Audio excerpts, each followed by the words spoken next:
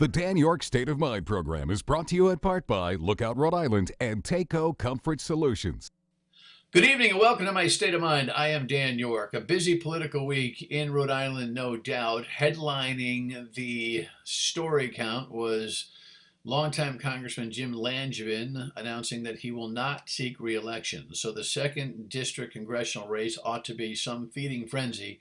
Unique perspective on how the field may look comes tonight from political scientist from Providence College, our friend Joe Cammarano. He's got an interesting take. First, though, we'll touch base on the governor's state of the state, which was, a distribution list because Rhode Island, so much like the rest of the world, is chock full of COVID money. Tonight, I am here to lay out our administration's plan to build a stronger tomorrow. Governor Dan McKee focusing less on the past and more on the future, briefly mentioning the coronavirus pandemic and the tolls it's taken on Rhode Islanders before moving on to his proposals for a brighter tomorrow. Among the highlights of his budget, McKee says there will be no broad-based tax increases. His proposal is also set to include a blueprint for how to invest the rest of the state's American Rescue Plan funding, including infrastructure projects and a proposal to allocate $250 million to housing. He also wants to see Medicaid expanded to cover all children and new moms. And on the education front, he hopes to invest $430 million in the construction of new facilities from kindergarten through college and launch something called the Rhode Island Higher Ed Academy. We expect to support over 1,000 Rhode Islanders, helping them gain the skills they need to be successful in obtaining a credential or degree. McKee also laid out multiple proposals for small businesses with a special focus on minority-owned businesses, plus new exemptions from the tangible tax and a reduction in the corporate minimum tax, and a pitch to make to-go alcohol sales permanent. I'll also be proposing more funding to forgive student loan debt, especially for healthcare professionals, and $40 million to continue the Real Jobs program. Seated in the front row during the governor's remarks Tuesday, Treasurer Seth Magaziner and Secretary of State Nellie Gorbea, two people hoping they are standing at the rostrum next January. House Minority Leader Blake Filippi also hoping for change, criticizing the current administration in his Republican response. The truth is, in Rhode Island, it's not about being a Democrat or a Republican. It's about those with power and influence who call the shots and always get ahead, versus those without power and influence who are always left to foot the bill and suffer the consequences. Please, look to the future with hope and know that our state is worth fighting for. And so Professor Cammarano joins me to touch on the state of the state and some themes that seem to come from state to state these days. And then we'll dig in our next segment to the buzz of the 2nd Congressional District. Happy New Year, my friend. Great to have you. Happy New Year. Great to be back as always. The state of the state, I thought, was well constructed in the sense that although the governor inadvertently turned his microphone off, which I think shook him up a little bit, if you're scoring on aesthetics, probably not extremely high at the start. But look, with a room that was half full and just the world the way it is, I don't think that's such a big deal. What is an interesting part of the speech, Joe, is, and every state has got to deal with this. So let's talk about this on a macro level. There's a candy store that is now available. I never thought that, you and I are certainly veterans of watching this stuff. I never thought I'd be in a place where the controversy is how to spend surplus dough as opposed to how to plug holes. Well, it was system-wide. I'm sure private organizations have had the same thing happen to them. The government responded to an anticipated severe economic crisis by pumping money into the economy the way any good Keynesian capitalist system does. And so we got all this money, but then we didn't think about how much we were going to save by shutting down. My department budget here at the college was 20% spent last fiscal year. We're behind on pace this year again. So we spend less. The revenues actually didn't decrease the way we thought they would. In some cases increase. And the feds kept pumping trillions of dollars in.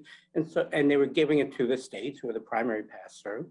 And as a result, we're awash in cash.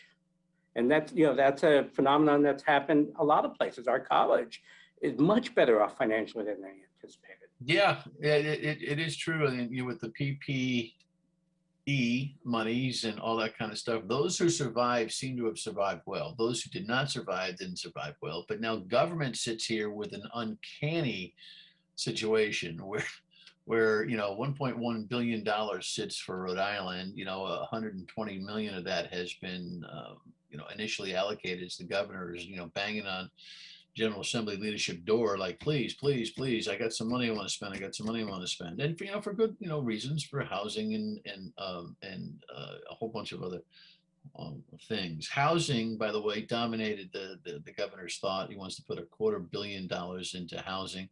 Housing would be my consolation prize. I would have liked to seen us just dump it all in capital expense on refurbishing schools, because they're dumps. And what I worry about, talk to me about maybe less the economics, but the politics of this. I get very concerned if you're going to take a lot of this money and put it into things that will then cost you money to maintain, you're making a big mistake. Well, I'm talking about budget issues. I'm not talking about buildings and maintenance. I'm talking about, a la Bill Clinton cops program back in the day. He wants to hire cops all across the country and recedes 175, 50, 25%. And by the end of the program, nobody had any money and fired a lot of cops. I think you just got to be very careful not to encumber the budgets going forward. That's all. Well, that's, I think that's a fair point, but I'm going to sort of interpret it slightly differently. Think about when bond issues are floated and voters have to vote on them, and you have two, affordable housing. Rhode Island has among the oldest and least current, you might call, housing stock. And that's particularly true for the working class. Voters, might pass that. They have in the past recently, but they're definitely much more likely to support the building of new schools or refinancing or improving schools. And so right now with this big wad of cash, if you invested in a capital expenditure that's important, because housing is more important than any other thing you do as government, in my view, making sure everyone has housing. In the future, you're going to be able to go back for the schools. And so you probably wouldn't for the type of housing proposals that we're seeing. Okay. Yeah, well, to your point, we have $250 million that is laying around for schools. But I'm telling you, our problem is so big. It's a $3 billion need minimally, to rebuild all the schools. But to your point, that's an ongoing concern. That's much more of a priority, at least for the younger voter, right? To once we get to what the problem you see with older folks is that once their kids are out of school, they tend not to think it's important, even though it is to their economy, to their real estate values, to all that kind of thing. But I get your point. And that's what the governor sees. He sees affordable housing as a big deal. I just think, throw it all one fell swoop at that, which is capital expense. I get very concerned about stuff that encumbers you to keep doing the thing that you're paying for, but then when the money is gone, you got to find it in the recurring budget. Anyway, it's budget talk, but I worry about that stuff a little bit. Well, I want to sort of again raise something else. About 16, 17 years ago, there was the tobacco settlement. 20 years ago, maybe now. Yeah. There was a big tobacco settlement, $260 million or something like that. And it was a one-time shot deal. What did the legislature do? What did the state end up doing with it? Plugging a gap in the budget. That is the least efficient way to invest in the future of the state. And so at least this time the proposal is, let's not do something like that. And we don't need to do it, but let's not do it. But my point is just that there are some of those kinds of things that still are lingering. And it's, I think we're on the same page. It'll be very interesting to see. And the budget actually came out, we recorded this program, folks, on Thursday morning. The budget was scheduled to come out Thursday afternoon. We shall see. But in summary on this, because I want to get to some really interesting thoughts you have on Jim Langevin's not running again. in summary, we've never seen this before, right? We've never seen this before, and hopefully we never see this again. Yeah, in some ways it's a really good thing for us, but in some ways nobody would want to trade what we've had to go through.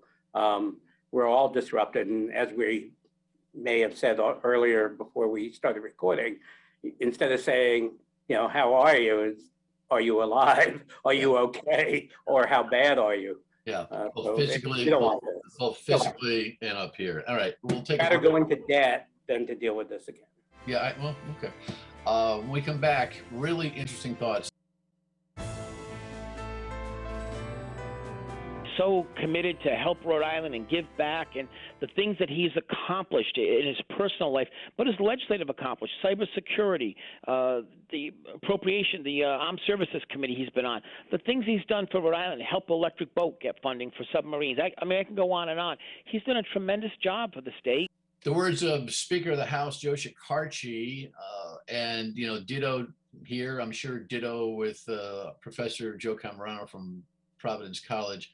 Before we talk about the nature of the race and who will run to fill in for Jim Langevin, who's decided not to seek re-election, I don't think one can speak about Jim Langevin without referencing and paying deep respect to the daily personal effort and struggle he has had his entire life since his accident as a police cadet, inadvertently being shot, falling prey to status of quadriplegic, runs as a state rep, runs as a Secretary of State, becomes a congressman for a couple dozen years, or terms rather. His daily effort to get up in the morning takes hours. And so unbelievable. Well, you know, I have to say that, you know, I wouldn't say that when the history books are written that Jim Langevin is going to be in any of them, but there are hundreds, if not thousands, of people like him who have done a lot of good things and will never be known to the future. And to do what he's done, Secretary of State, he actually created a safe, efficient voting machine system in Rhode Island when he did it, when he was there. And then he also, you know, served in Congress, developed expertise. I've watched him at events, both getting out to the event and leaving. And it's extraordinary. The discipline, the drive, the persistence is really impressive, and to achieve some policy successes. You know, he's not the most important member of Congress, but he's a pretty good one. And that's really quite extraordinary in its own these days. Yeah. No doubt. So speaking of Speaker Joe Shekarchi, in work with $1 million in his war chest, which would in part have to be transferred to a federal account in order for him to run. He was the, you know, for 24-hour news cycle, the odds-on favorite. But as we record this program, I have learned, and it's becoming news that, in fact, I think by the time we produce this show, we'll have a press release that we will show here that he is not going to seek that seat, which only, by the way, well, let's reflect on that first, because everybody thought he would be the top runner. It opens up the other conversation you and I had on the radio, even in a more profound way, and Joe will explain that in a second. But that Joe Shekarchi is not going to run doesn't surprise you and makes sense to you, correct? Yeah, I actually would have been surprised if he had run. Traditionally, Congress is seen as a step up for people with political ambition, but that's not the case here. Speaker of the House, arguably a co-equal, if not even a little more important than the governor sometimes. And why would he give that up to become a backbencher and be put on second-rate committees that don't write laws anyway and just conduct oversight and sometimes get their face on TV? I don't think Shekarchi's that kind of person. I think it would have been very unhappy, and he has far more influence on the world being speaker. And given 2022 and the way it might roll out, if Republicans take control, you're actually a backbencher in the minority party, right? So there's that. All right, so we're not surprised. So you blew me away actually the other day, and it was really fun. It was one of our more fun conversations. And go to 997 WPRI.com and listen to the full conversation that Joe and I had on this on our podcast regarding the field. Actually, the funny joke, kind of like COVID. It's not how you doing, but what are not your problems. This is an inverted question almost. It's like, who's not running for the second district seat at this point? I gotta tell you, here's my advice. Make a big bowl of popcorn, put whatever you want on it, because who cares anymore because of COVID, and just watch who comes out of the woods. I fully expect all sorts of wild cards, unknowns, social media people, maybe a celebrity who happens to have a house in Rhode Island. Who knows? A couple billionaires. And then, of course, some people who are currently running for other offices, like governor, probably likely to make a lateral shift, people who run in the past. Those candidates, none of those, so far, Nellie Gorbea, the Secretary of State, initially signaled whatever. I know it's one day, No, I don't think Nellie Gorbea is going to do that. Seth I think Matt Brown will. What's that? I wouldn't be surprised if Matt Brown did. Okay, and it'll be very interesting to see what Helena Foulkes does. Helena Foulkes is another one, yes. Yeah, because she's got money to spend and an itch to scratch, and I don't know about her passion to be governor. Anyway, we'll see. But when you say out of the woodwork, people are going, what? Actually, I said out of the woods, not even the woodwork. Okay, out of the woods, which is a larger span. But there's a bigger concept here that you're talking about. I want to dig in for a couple of minutes, and that is that, look, our federal delegation, Jim Langevin included, is a traditional, hardworking political delegation. Say what you want about their politics, but they come from grassroots. They all had previous elected positions. They all worked themselves up into the system. They're all established. They're all respected in that way. But you're saying it's a new age, man. It's kind of like the athlete playing ball who for 20 years played ball, got a name, and all of a sudden ends up making $10 million in the broadcast booth. And regular broadcasters are saying, holy cow, how did that happen, right? Or in talk radio where professionals are working at it for 30 years and all of a sudden a politician flies in and becomes an important player. You're saying that dynamic exists now and will happen in this race. Yeah, on the national scene, what we are seeing is more people who have become, what do they call them, influencers, social media influencers, getting into politics, because politics and entertainment has for about 40 years been merging. And right now, they basically are the same thing with a little higher reliability of high pay in politics than in Hollywood. I have a colleague now, a new colleague who studies this, how it's called the celebritization of politics. And so we should expect that we get some, I don't expect a Lauren Boebert or a Marjorie Taylor Greene to come out, but you're gonna get somebody like that probably. I just don't know who it is because I don't use social media that much. And does it equitize the Republicans' chance to grab a seat? Yeah, I do think that it's, the rule number one for elections that we know is if there's an open seat, that's your best chance. Whenever there's an incumbent there, you're not likely to win. This is a Republican year, most likely. Possible it won't be. But, so anyone who wants to be in Congress or become a celebrity in Congress should run now because it's the best chance. And the second district leans more toward that.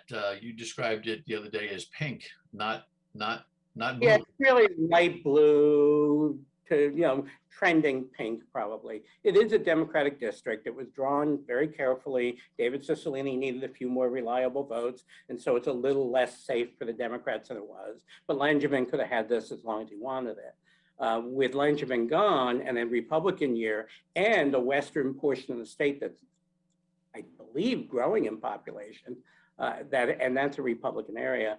It is not out of my imagination to see a Republican winning that seat.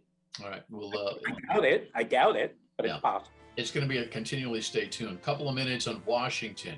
as if we can explain Washington in a couple minutes. Stay with us. I'm not a PC political scientist. I don't have a lot of time here, Joe, but as we were recording, the Senate's trying to find a way to, reinstitute the traditional filibuster. That probably isn't going to happen. The senator from Arizona, the senator from West Virginia are an Achilles heel to the Democrats. Joe Biden, by the way, on Wednesday afternoon had the most extraordinary press conference, formal in its first hour, completely informal in its second. And while he may have made a couple foreign policy mistakes, if it was a prime time, I think his poll ratings would have went up 5 points simply because he looked natural. But he's going to split his Build Back Better. Voting rights is looming in a terrible spot. I've got 90 seconds to 2 minutes here. Riff, tell me what's going on. Yeah, well, first of all, I do think that Biden's presser yesterday was quite good, quite strong. Again, whether it matters, I don't know. Number two, on the Senate thing, it was performance theater. It was theater, performance art. Everybody knew it wasn't going to happen, and I have to be honest. If two Democrats don't want to end the filibuster, then why would you spend the better part of 3 days pretending that you can?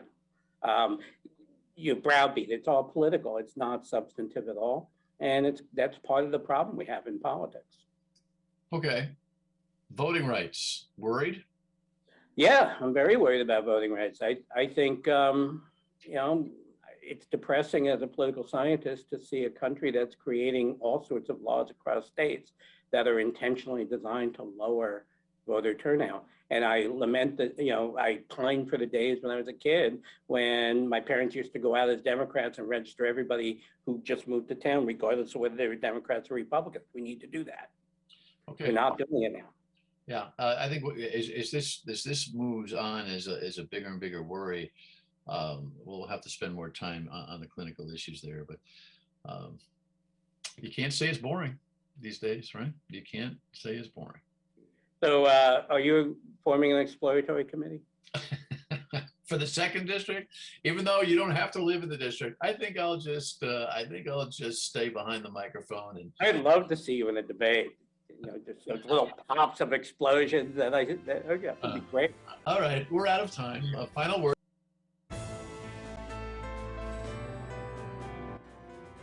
As Professor Cammarano said, grab your popcorn because watching the second congressional race is going to be some sporting event. Don't let your guard down quite yet. I know the dunk is full. I know it's crowded in the supermarket. I know we are demanding normalcy, but the variant's still out there. Hopefully we're on the back end. Get your booster. We'll talk to you on the radio weekdays 3 to 6 on WPRI and back here next weekend. Thanks for tuning in. Good night.